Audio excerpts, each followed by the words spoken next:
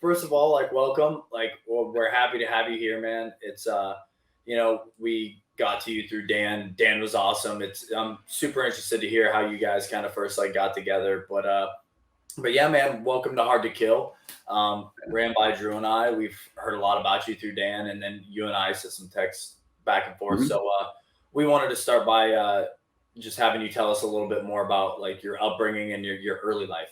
Yeah, sure. Thanks for having me. I listened to the episode with Dan. I thought, like when you said, we just want to let people talk that don't normally get to talk.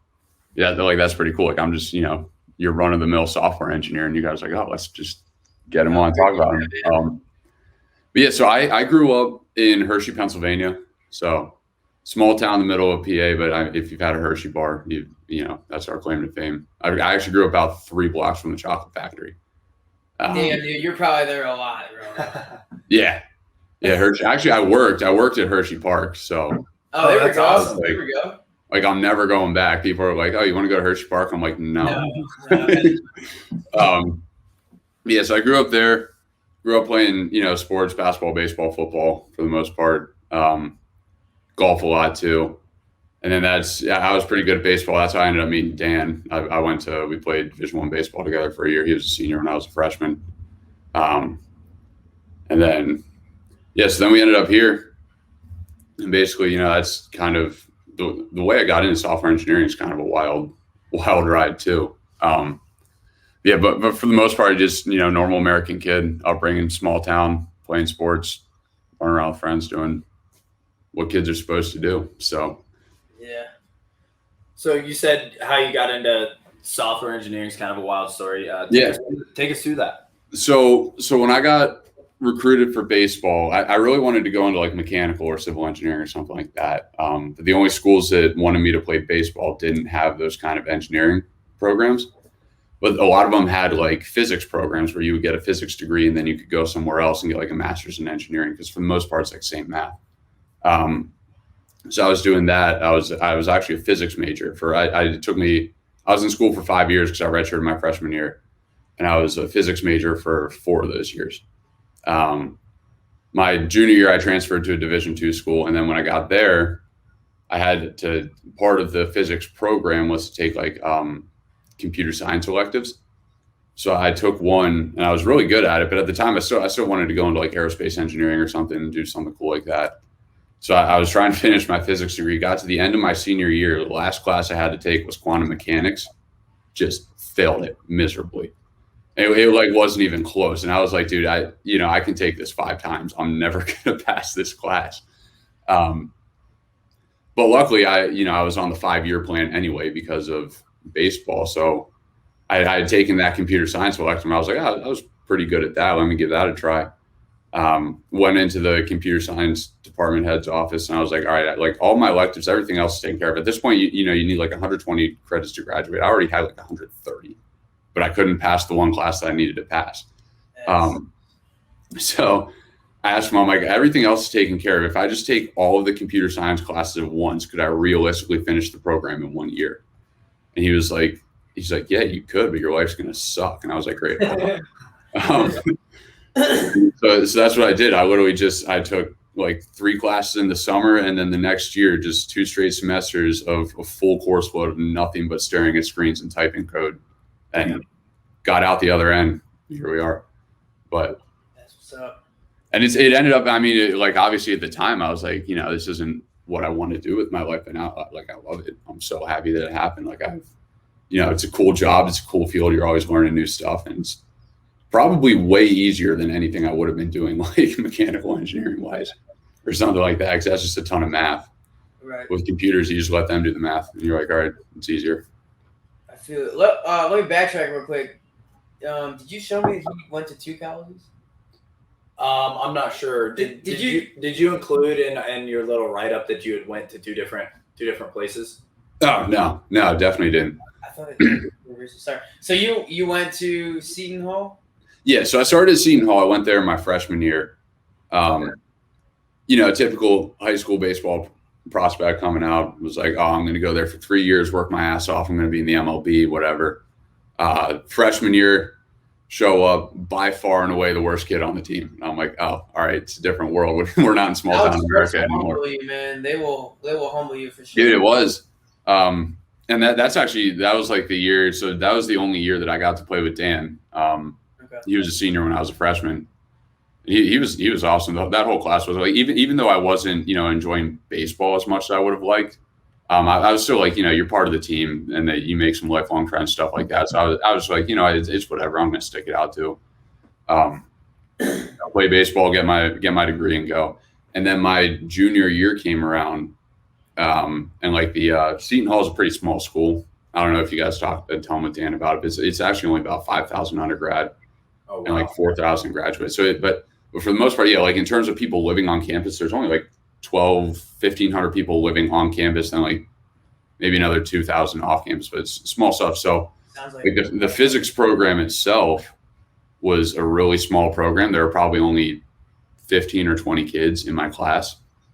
So a lot of the classes you have to take, there's only one section because they only need one. So our class schedule came out for the spring of my junior year. So it would have been my redshirt sophomore year, but my junior year.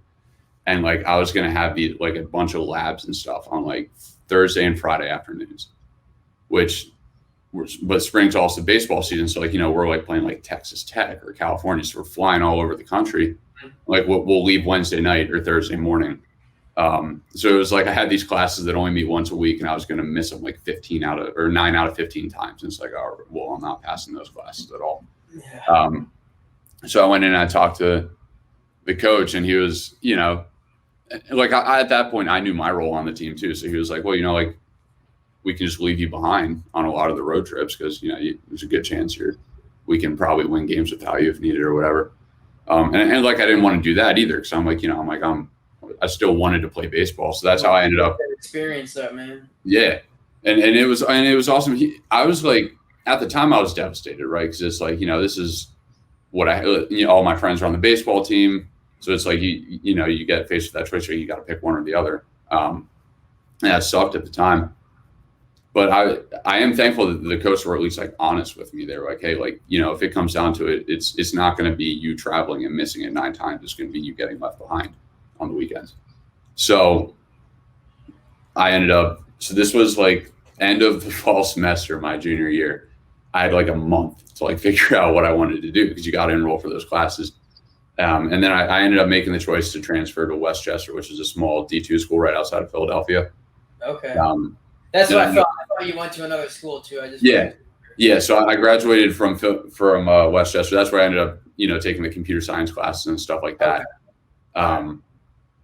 But yeah, and that ended up being an awesome choice too because I got to play more baseball. You go D1 to D2.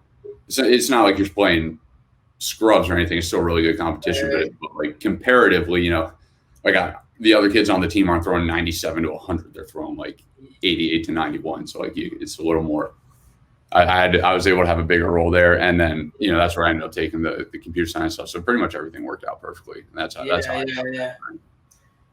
That's cool, man. Everything will work its way out, Yeah, and the other cool thing too is like now I have like these 2 sets of lifelong friends. Like I had kids that I lived with for 2.5 years at Seton Hall, and I have kids that I lived with for 2.5 years at Westchester. Yeah. No, that's a big added plus for sure, man. Yeah.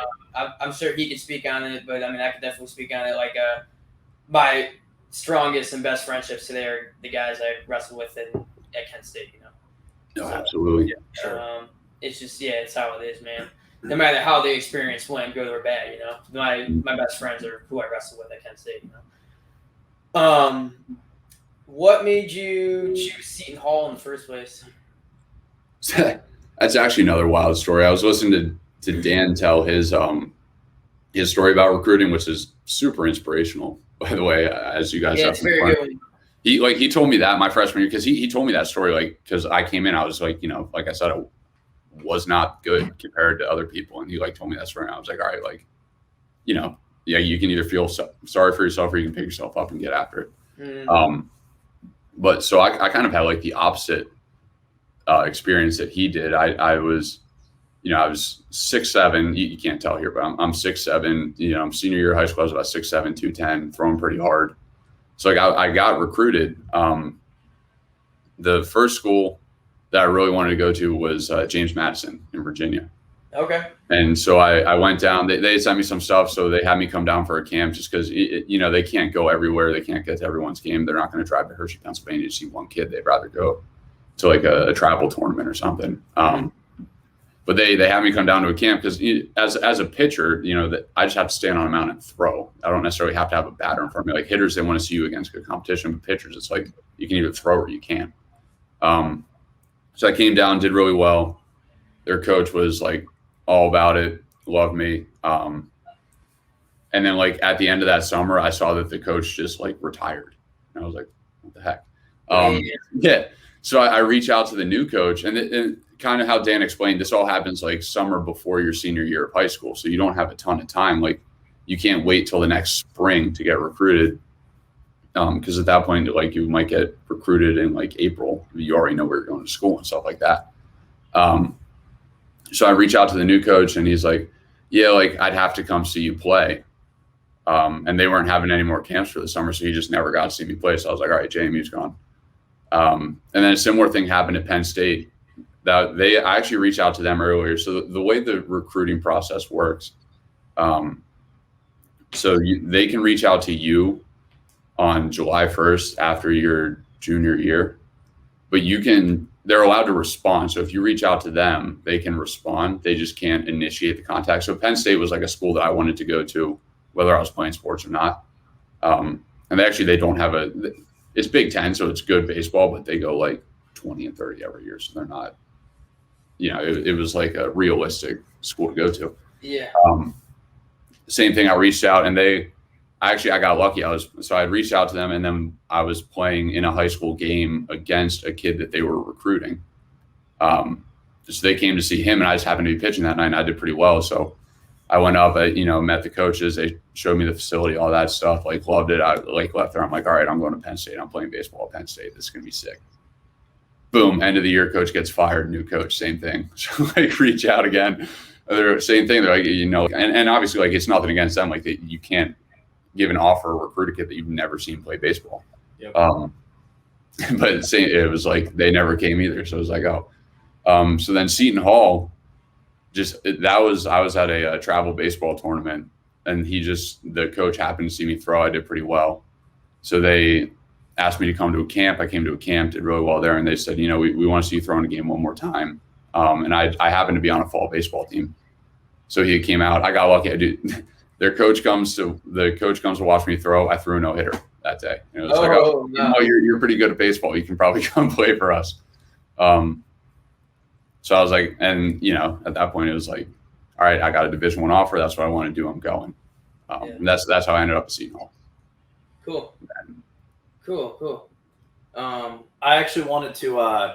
So we're jumping around a lot here, but I just want to cross all the T's and dot all the I's and how his upbringing, how we got to where he's at. So for sure. Now I'm actually, now moving forward. So you said you had to basically like throw yourself into taking all these computer science classes and just like had to like immerse yourself into it.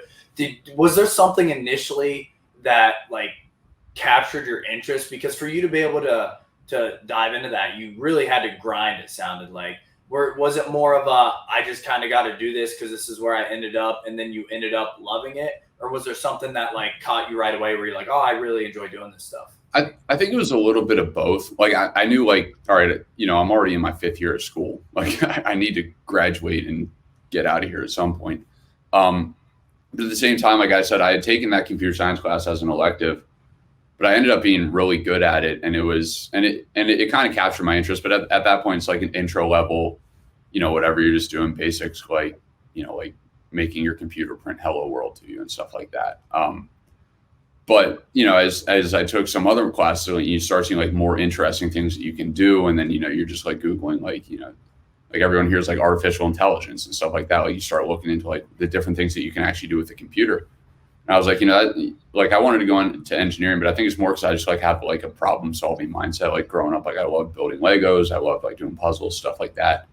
And, computer science, software engineering is the same thing. Like you get a problem and you're tasked to figure out a solution. So it was definitely stressful, like taking that many classes. And initially I threw myself at it like, hey, like I plan on graduating by the end of 2019. So like I need to have it done. But as I started doing that, I was like, this I'm putting in these crazy hours, but at the same time, it wasn't even that bad because most of the stuff I was doing was actually super interesting, which is not the case in a lot of college classes, as I'm sure you know.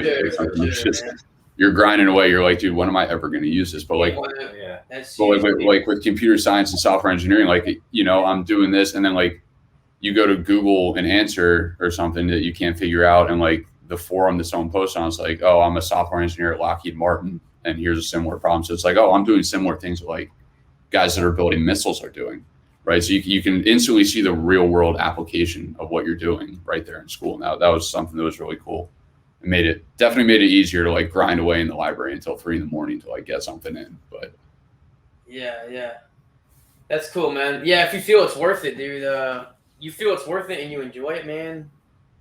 The time put in, I don't know, it won't even really feel like much, No, it doesn't. It's awesome. It'll cruise. But that's cool. So what are you working for now? And then also what are you doing on the side? Yeah, so full time I work for Vanguard. We can get into a little more specifics with what I do for them. And then on the side, a couple of my buddies from high school, basically we built an app that helps like smaller scale influencers connect with like small businesses and startups.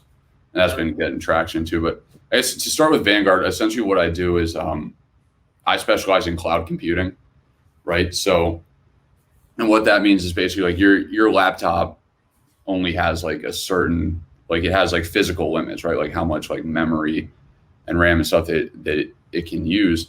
So if you need to go above and beyond that, essentially you can basically Amazon, we work with AWS, Amazon Web Services.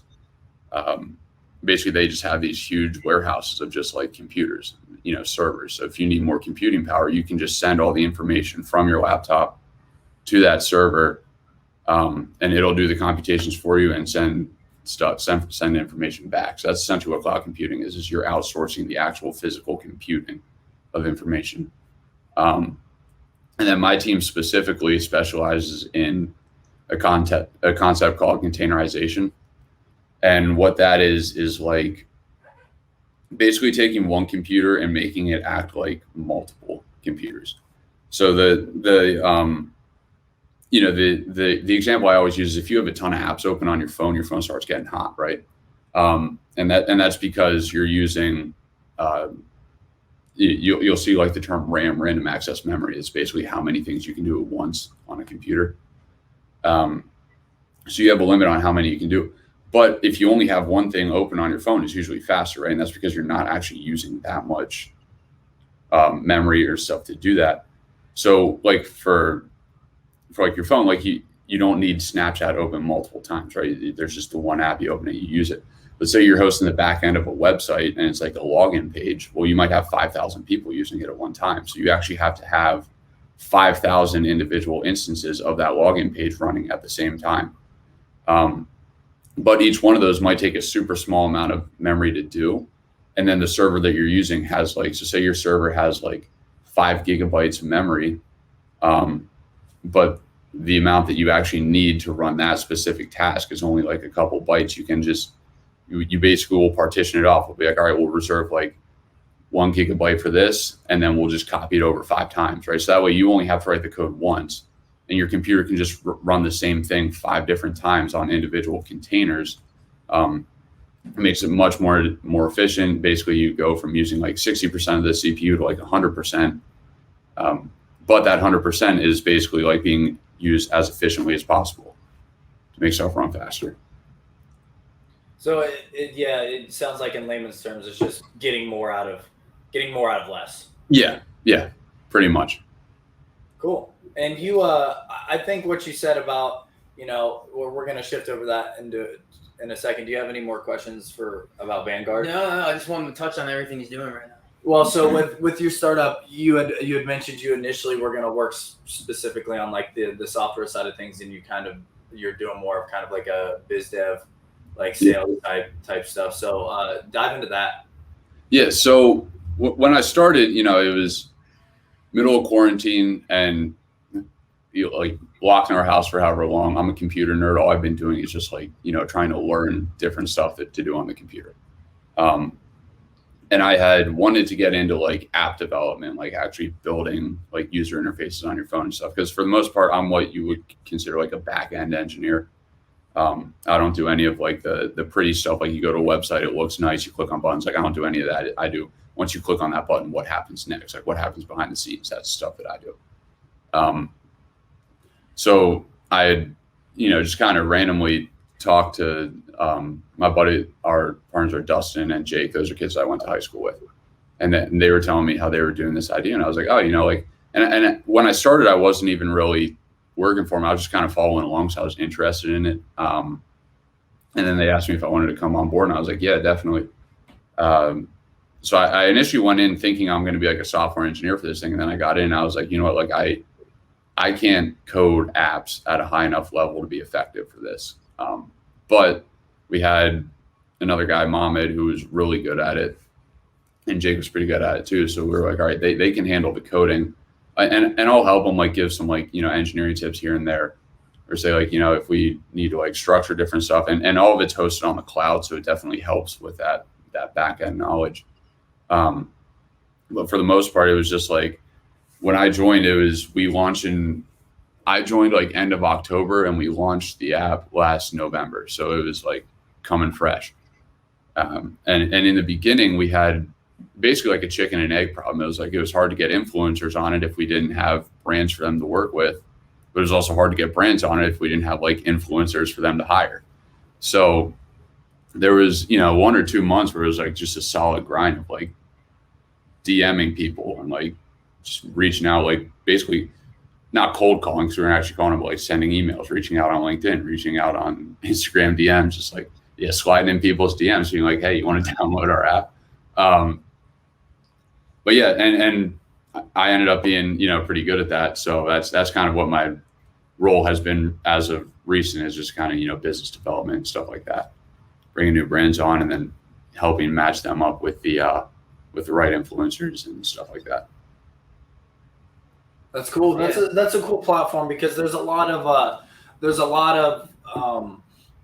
businesses or people that do stuff like that on the larger scale, where it's like, okay, like you got to have, at least like 250K followers, XYZ. And then there's like, guys like us that are like kind of climbing towards stuff like that, but we're not quite there yet. And it's like, well, there's nothing to offer us guys. Yeah. But like, it sounds like you guys created essentially would like cater to people like us, whether it's athletes or just influencers in a different type of way. Yeah, definitely. And that was kind of the motivation behind it, because like, you hit the nail on the head. It's like, if you're Cam Newton, it's easy for you to get an endorsement, right? Like Nike will give you $1 million to make a post because you have 3 million followers.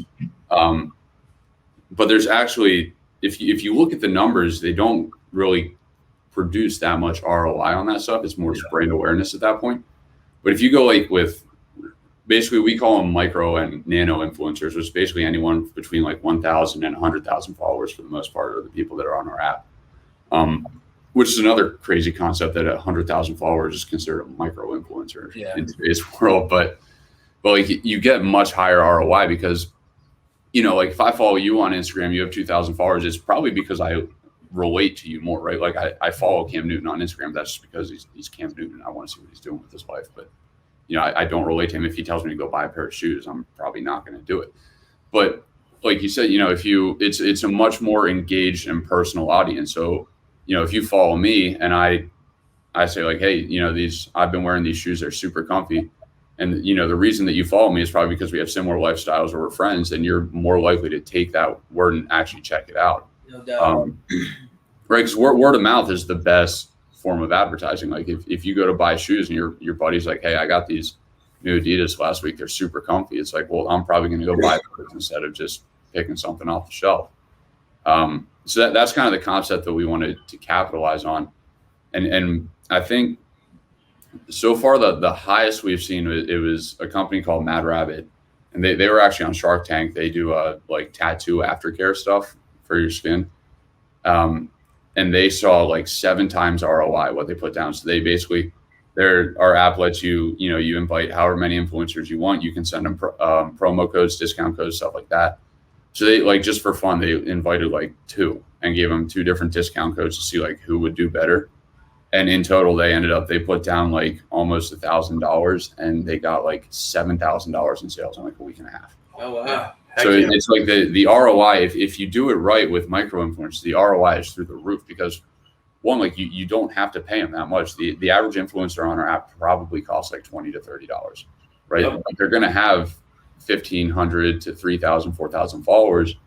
And depending what your product is, you pay them $20 to it. You really only need to sell, like if you're selling watches or whatever, you need to sell like 1 or 2 and you break even.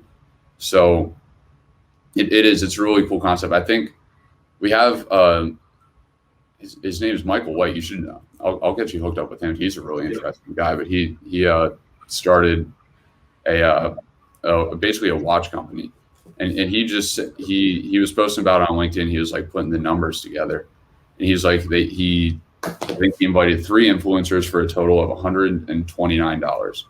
And with that $129, he got an active engagement of almost 15,000 people. Wow. Right? So like if you paid me, if you said, hey, I need you to go hand out a flyer to 15,000 people, I'm going to charge you a lot more than $120 to do that. But like he was able to do that. And now there's 15,000 people that at least, they might not buy a watch right there, but they see another ad. They're going to be like, oh, I recognize that brand. They're building brand awareness, stuff like that. Yeah. And the way he said it, basically it was like, he now has an engaged audience of 15,000 people. And for the price that he spent, he needs to sell 3 watches to break even. Yeah. Like that is crazy. Like the percentage on that. So what, you need 0.003% sales of the that's exactly what I was going to say. Yeah, it's absolutely crazy. But at the same time, like if you wanted to call up like Cam Newton, he would have charged you $2 million to do it. So like it's basically, it's almost like what I say is like crowdsourcing advertising. Almost. Yeah. Right. Like you can get one person with 100,000 followers, or you can get 100 people with 1,000 followers. You're getting the same amount of people, but the 100 people might charge you like $10 versus, 200 or 300. So. Right. No, it's cool, man. Laying the foundation, Yeah. For, I don't know, a nice firm foundation in the long run, I guess, Yeah. And that's the plan. It has been like I said, the first 6 months, it was tough, right? Like it's a grind. You're calling people, you're doing whatever. But it's been recently, like we've started having, brands. When we first started, the way it would work is we would DM a brand and we would try to get them on the phone, like set up like a Zoom meeting or something and like sell the product to them, get them to start a campaign, like tell them which influencers they should be inviting. And then like, it's posted so other influencers can apply to it and stuff like that. But in about the last month, we've seen a couple brands just like download the app, start a campaign, and like invite people on their own. Like that's awesome because we're like, all right, we are so close that we're at the point that it's like organic growth on its own. We don't have to push it the entire time. We still are, right? Like you want to push those sales as much as you can, but like, I remember like it was small, but it's just like it was so exciting to see someone just download the app and make an advertising campaign without us saying a word to them. It was like, yo, that is sick. Like we actually have an app that people want and they're finding it on their own and they're using it. They made the initiative. That's cool. Dude, that's like immediate, like direct validation that what you guys are doing, it is, it's a good thing, Yeah. And I think too many people get caught up with, everyone sees everything like in the romantic version of like the biggest thing possible, like becoming the Nike, becoming the Adidas. Right. And that type of stuff. And yeah, that's awesome. And if you're able to do something like that with your business or your brand, cool. But, you could also do some really, really, really awesome stuff, either for a smaller segment or maybe even somewhere in the middle and have a huge impact and do really well for yourself and the people, in the business. And that's important too, because if all we had were the huge brands, they wouldn't be able to serve everyone. I mean, I kind of operate under like, under like the mindset of there's an abundance, of opportunity, not a scarcity mindset. So it's cool. It's really cool to see you guys doing that. I myself am like super interested. Like you just sold me. So yeah. I was curious. We'll both look into it. Yeah. I'll go into salesman mode. No, you probably should download the app. Like, cause like MMA fighter with a decent following, like people are going to want to market stuff on that. And it's like, it's just really cool to see. That's another thing we're pushing right now is athletes, right? Because they just, with the NCAA doing name, image, and likeness, like that opens up a huge untapped market. And like we think that we're really well positioned for that because, you know, like the Alabama football players and stuff, they're not going to need help, right? Like I think I saw the Alabama starting quarterback already has like $8 million in endorsements lined up for this year. I'm like, all right, good for you. You're going to have a good time in college. But yeah, right. He's a really good time in college. Yeah, he is. He's a true freshman. He's a starting quarterback. He's going to make like $8 million this year. Yeah, he's gonna do he's gonna do just fine in Tuscaloosa, man. But he'll do good. But like, he may not even want to go pro. Actually, yeah, really, he probably doesn't even have to if he doesn't want to. He just retired. Actually, I got the notification. But like you go past that, there's Division II, Division III, and even like the smaller sports that like like there's probably a women's soccer player that might have like 3,200, 5,000 followers, but at the same time, like she's a Division I soccer player. Like there's that validation right there. So and if there might be like an athleisure company or something that wants to work with her, or like like supplements or whatever, and I mean, and you guys lived it too. You're a college athlete. You're broke, man. Like you are broke for 4 years. Good job, man. So like $40-$50 here and there, like they're going to jump on that. And then there are going to be brands that are going to be like, all right, they're not famous, but at the same time, it's like I said, it's almost kind of like having a blue check mark. Like they're verified. They're a Division I athlete. People are going to trust what they say. Yep. I wasn't an MLB player, but if I go to a little league field and give a kid a pitching tip, like they might listen because I played Division I baseball. Like I probably have something to offer. So that's like the next thing that we want to like. We're attacking that hard. Like we want to get college athletes on there, help them make money. Helping ourselves by helping them. But just the potential there it's so high, and it's so like I'm jealous because like if. Like I said, I wasn't a huge name, but like I would have loved to somehow make money off myself in college. For sure.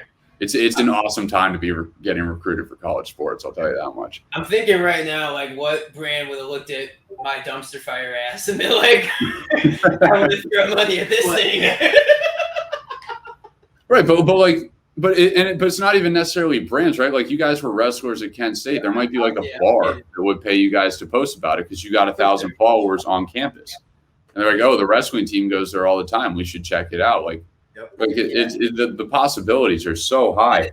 The possibilities and the opportunities, man, just go through the roof. And I think this is only going to make like becoming a college athlete become more prideful. You know what I'm saying? Like a lot more people take a lot more pride in like what they did or what they're doing. Because there is that like that little elephant in the room. Like I could get some money thrown at me right now, and I'm not even a professional. And right. Yeah, I know, dude. This is good. Like we missed the boat a little bit, but it is what it is. It was that. I mean, that whole concept was such bullshit. I mean, I'm against like directly paying them to play, right? Like I do think like amateur athletics should be given opportunities, though, and they always should have been. Right? Yeah, but it's like if a sorority girl's allowed to make have 100,000 followers and make money off her posts, it's like, dude, the football players at Clemson, they have like 300,000 followers and. It doesn't even have to be football related, but they're not allowed to like just make money off their own. Like who was it? Did you guys see the story? It was like a kicker at like UCF or somewhere. He was like a kicker on the football team, and he was just making like YouTube videos because he was really good at soccer too. So like he was like kicking the ball like off the crossbar from like the midfield and stuff like that. And he was like putting videos up of him doing it. And he started like generating ad revenue on his YouTube videos, and the NCAA said you're not eligible to play football anymore. But he was making soccer videos as a football kicker. He's like, I'm not even making money off of football. Like I'm making money off of soccer, which I don't even play. That stuff makes a fun return, man. Yeah. They're making enough money off all these guys for free, and exactly. It was like keeping the university alive, and this guy can't, make some fun videos about kicking. What's it, soccer balls and stuff? Yeah. It was.